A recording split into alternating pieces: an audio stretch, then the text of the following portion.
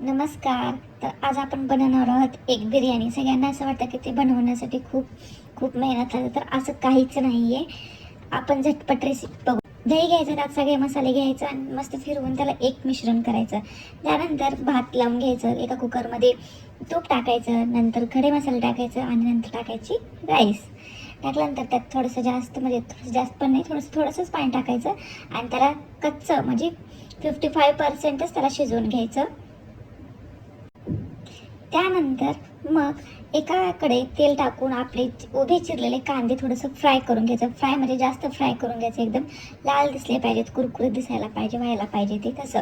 त्यानंतर मग टोमॅटोची प्युरी घ्यायची, ते पण त्यात टाकायची. नंतर अद्रक लसणाची पेस्ट टाकायची.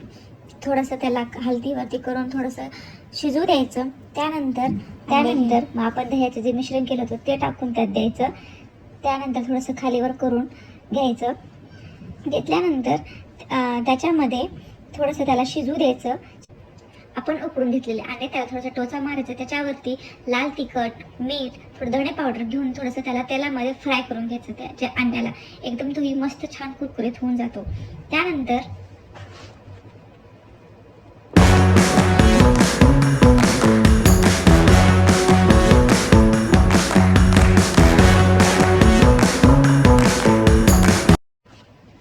एका पातेल्यात तेल टाकून घ्यायचं. तेल गरम झाले की त्यात आपली जी भाजी आहे ते घालून थोडंसंच टाकून घ्यायची. त्यानंतर थोडेसे त्यात 2-3 अंडे ठेवायचे. त्यानंतर त्याच्यावरती भात जे आपण राईस शिजवलेलं असतं ते टाकून घ्यायचं.